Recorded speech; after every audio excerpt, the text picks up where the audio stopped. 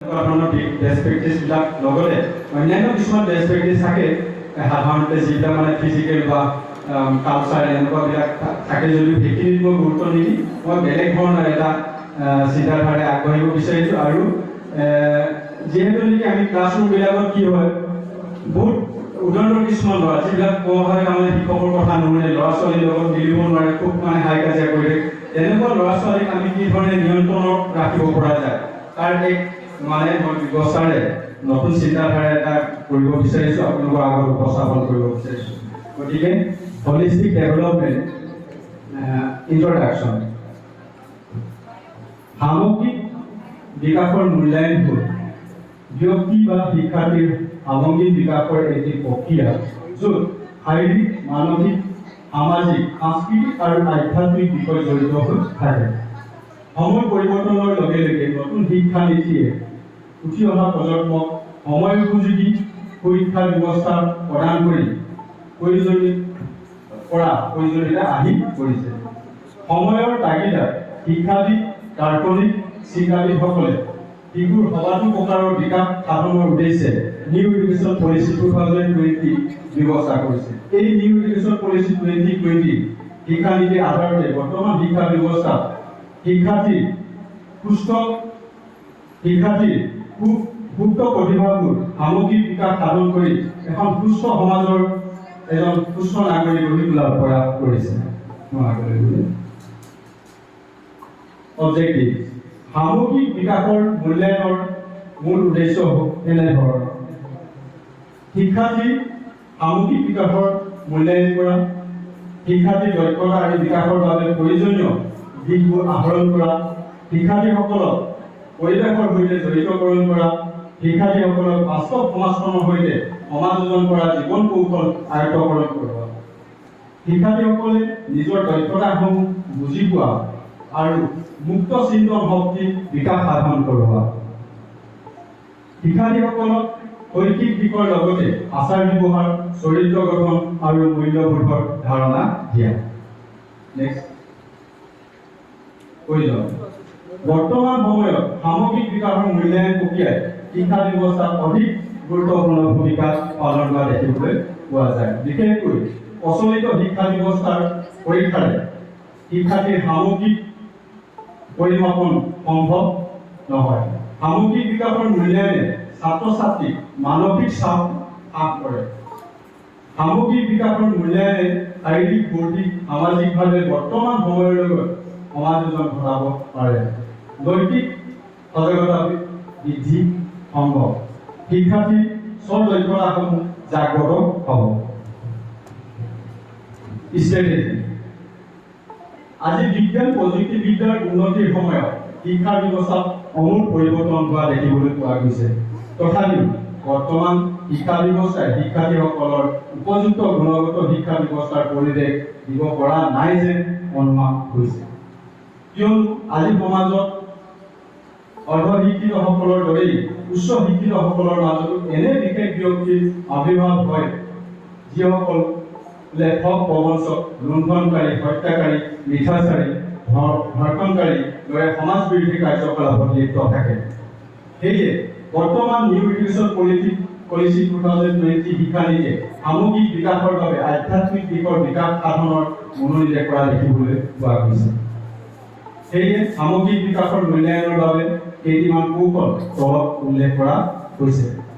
যিখিনি আমি সাধাৰণতে কৰি আছো তাৰে দুটামান কৌশল হিচাপে আমি আপোনালোকৰ উপস্থাপন কৰিব বিচাৰিছোঁ। অবিৰত আৰু বোধগম্য মূল্যায়ন। এই মূল্যায়ন ব্যৱস্থা হ'ল শিক্ষা ব্যৱস্থাৰ নতুনতম সংযোজন। এই মূল্যায়নৰ দ্বাৰা শিক্ষাৰ্থীৰ পৰীক্ষাৰ চাপ কমাই দৈনন্দিন কৰ্মৰাজিৰ মাধ্যমেৰে শাৰীৰিক, মানসিক, সামাজিক, সাংস্কৃতিক আৰু আধ্যাত্মিক দিশৰ সামগ্ৰিক বিকাশক সামৰি লোৱা হৈছে। পৰ্যবেক্ষণ পদ্ধতিয়ে আমি এনেদৰে যিহেতু নেকি আমাৰ বিভিন্ন কাৰ্যকলাপবিলাক চলিয়ে থাকে, মই আপোনালোকক অবিৰত শিক্ষাৰ বিষয়ে মই যিটো বিশেষ মানে ফ'কাছ দিব লৈছোঁ সেইটোলৈ যাব বিচাৰিছোঁ। আচলতে এইখিনিতো আমাৰ সাধাৰণতে হৈয়ে থাকে, অবিৰত চিচি এইটো কাৰ্যবিলাক চলিয়ে থাকে। গতিকে মেইন পইণ্টলৈ মই যাব বিচাৰিছোঁ আচলতে পৰ্যবেক্ষণ। তথাপিও মই এই কৌশলখিনি কথা কৈ যাব বিচাৰিছোঁ। পৰ্যবেক্ষণ পদ্ধতিৰে শাৰীৰিক মানসিক, সাংস্কৃতিক, অৰ্থনৈতিক আৰু আধ্যাত্মিক সকলো দিশৰ কাৰ্যকলাপৰ প্ৰক্ৰিয়া ছাত্ৰ-ছাত্ৰীৰ আচাৰ ব্যৱহাৰ, অংশগ্ৰহণ, কথোপকথন, ভাল বেয়া নিৰীক্ষণ কৰা কৌশল। শাৰীৰিক স্বাস্থ্য কাৰ্যকলাপ। শাৰীৰিক স্বাস্থ্য বিকাশৰ সাধনৰ বাবে সমনীয়াৰ সৈতে দৌৰা, উঠা বহা কৰাৰ দৰে শাৰীৰিক কাৰ্যৰ দ্বাৰা শিক্ষাৰ্থীৰ সামগ্ৰিক বিকাশৰ মূল্যায়ন কৰা হয়। সাংস্কৃতিক কাৰ্যকলাপ। ছাত্ৰ-ছাত্ৰীৰ মাজত সাংস্কৃতিক বিকাশৰ মূল্যায়ন কৰিবৰ বাবে নাচ, গান আদি সাংস্কৃতিক কাৰ্যসূচীসমূহ ৰূপায়ণ কৰিব পাৰি। শিক্ষক, অভিভাৱকসকলৰ মতামত। সামগ্ৰিক বিকাশত শিক্ষক আৰু অভিভাৱকৰ মত বিনিময় নিতান্তই গুৰুত্বপূৰ্ণ ভূমিকা গ্ৰহণ কৰে। বিদ্যালয় পৰিৱেশ আৰু গৃহ পৰিৱেশৰ বিতং আলোচনাৰ মাধ্যমেৰে শিশুৰ প্ৰয়োজনীয়তা আৰু ব্যৱস্থাপনাৰ সুপৰিকল্পনা কৰা সুবিধা হয়। সেয়ে মাহেকীয়া শিক্ষক অভিভাৱক সভাৰ অনুষ্ঠিত কৰি ছাত্ৰ-ছাত্ৰীক মূল্যায়ন কৰিব লাগে। অৰ্থনৈতিক কাৰ্যকলাপ। ছাত্ৰ-ছাত্ৰী অৰ্থনৈতিক দিশটোৰ প্ৰতি সজাগ কৰি তোলাৰ লগতে মুদ্ৰাৰ ব্যৱহাৰৰ মূল্যায়ন কৰিবৰ বাবে বিদ্যালয়সমূহত হাট বা বজাৰ অনুষ্ঠিত কৰা হয়। আধ্যাত্মিক কাৰ্যকলাপ। ছাত্ৰ-ছাত্ৰীসকলৰ মাজত যোগ ধ্যান কাৰ্যকলাপৰ দ্বাৰা আধ্যাত্মিক বিকাশ সাধন কৰাৰ লগতে আত্ম-অনুশাসন, শৃংখলাবদ্ধতা আৰু নিজকে নিজে ভাল পোৱাৰ প্ৰৱণতা মূল্যায়ন কৰিব পাৰি। আমি এই ধৰণে শাৰীৰিক কাৰ্যকলাপসমূহ আমি বিদ্যালয়সমূহত অনুষ্ঠিত কৰি আছোঁ। সাংস্কৃতিক কাৰ্যকলাপ যেনেধৰণে কৰি আছোঁ, ঠিক সমান্তৰালকৈ আমি অৰ্থনৈতিক দিশত উন্নতি হ'বৰ কাৰণে হাট বা বজাৰ বিদ্যালয়সমূহত অনুষ্ঠিত কৰি থকা হৈছে। আধ্যাত্মিক কাৰ্যকলাপ হিচাপে এনেধৰণে আমি মেডিটেশ্যন কিছুমান আমি ছাত্ৰ-ছাত্ৰীক কৰিব বিচাৰিছোঁ, যিহেতু নেকি মেডিটেশ্যনৰ দ্বাৰা শাৰীৰিক, মানসিক আৰু আধ্যাত্মিক দিশৰ অৰ্থাৎ আত্মিক যিটো সজাগ আত্মিক চিন্তাধাৰাটো সচেতনতা, আত্মিক সচেতনতা যদি আমি সঁচাকৈ বিকাশ সাধন কৰিব পাৰোঁ, তেতিয়াহ'লে আমি আমাৰ এই যি উঠি অহা প্ৰজন্ম তেওঁলোকক আমি যথেষ্টখিনি কণ্ট্ৰলত ৰাখিব পাৰিম আৰু তেওঁলোকক চেল্ফ যিটো ডিচিপ্লিন, নিজকে নিজে নিয়ন্ত্ৰণ কৰি ৰখাৰ কৌশলবিলাক আমি আয়ত্ব কৰিবলৈ শিকাব পাৰোঁ। এই বিষয়ে অলপ পিছত মই কম ক'বলৈ চেষ্টা কৰিম, আপোনালোকৰ ওপৰত উপস্থাপন কৰিবলৈ চেষ্টা কৰিম। তাৰ নেক্সট আমি এটা ভিডিঅ' চাই লওঁ। আমি বিভিন্ন সময়ত বিদ্যালয়সমূহত আমি প্ৰগ্ৰেমবিলাক চলি থাকে। মই মেডিটেশ্যনৰ ভিডিঅ' আনিছিলোঁ, কিন্তু প্লে কৰিব পাৰিব নাই নাজানো, কিন্তু এটা আৰু কালচাৰেল দিশতো এটা আছে।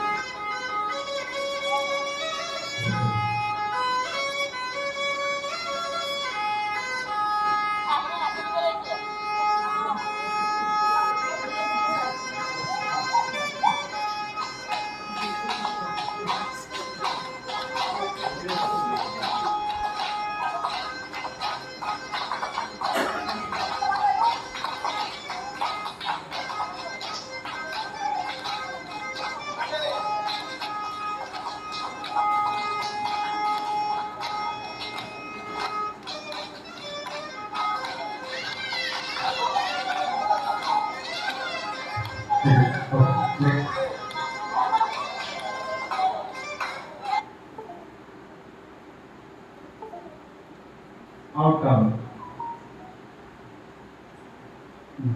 সামগ্ৰিক বিকাশৰ মূল্যায়নত সুপৰিকল্পিতভাৱে প্ৰয়োগ কৰিব পাৰিলে শিক্ষাৰ্থীৰ পৰা পাব পৰা ফলাফল তলত দিয়া ধৰণৰ। শিক্ষাৰ্থী বিকাশ আৰু বৃদ্ধিৰ সঠিক প্ৰতিযোগিতা শিক্ষাৰ্থীসকলৰ অভিৰুচন আৰু জড়িতকৰণত উৎসাহিত হ'ব। সমস্যা সমাধানৰ দক্ষতা বৃদ্ধিৰ লগতে দলীয় কাৰ্যসূচীত উৎকৃষ্ট সহযোগিতা লাভ, শাৰীৰিক, মানসিক, সামাজিক উপসাধন, নেতৃত্ববোধৰ দক্ষতা বিকাশ সম্ভৱ। বাস্তৱ জীৱন কৌশল বিকাশৰ জৰিয়তে ভৱিষ্যত জীৱনৰ বাবে প্ৰস্তুতি কৰি তোলা, নৈতিকতাবোধ জাগ্ৰত হ'ব, চৰিত্ৰবান হোৱাৰ লগতে নিজকে নিজে ভাল পাবলৈ শিকিব।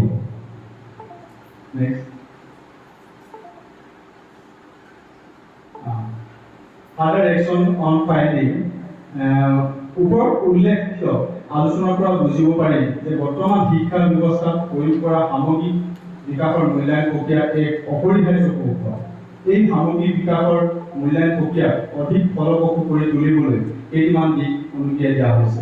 ছাত্ৰ ছাত্ৰীক দৈনিক শাৰীৰিক কাৰ্যকলাপত মনোনিৱেশ দিব লাগে। ছাত্ৰ ছাত্ৰীক কলা আৰু ক্ৰীড়া কৌশল বৃদ্ধিৰ বাবে কৰ্মশালা কৰা। ছাত্ৰ ছাত্ৰী বিশেষকে ব্যক্তিগত শৈক্ষিক পৰিকল্পনা প্ৰস্তুত কৰিব লাগিব। অভিভাৱক জড়িতকৰণত অধিক মনোনিৱেশ কৰিব লাগিব। আধ্যাত্মিক চেতনা জাগ্ৰত কৰিবৰ বাবে জ্ঞান যোগ আদি কৰ্মশালা অনুষ্ঠিত কৰা।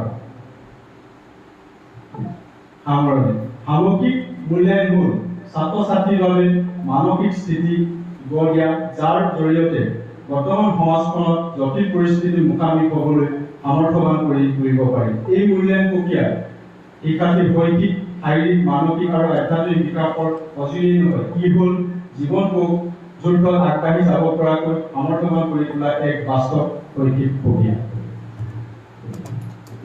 এইখিনি মোৰ গোটেই মানে এছেছমেণ্ট ফৰ হলিষ্টিক ডেভেলপমেণ্টৰ বিষয়বস্তু। ইয়াৰ লগতে মই যিহেতু ইন'ভেশ্যন এক কৰিব বিচাৰিছোঁ, তাত মই মেডিটেশ্যনৰ ভিডিঅ'টো মই ইয়াত দিয়া নাই হোৱা হৈছে।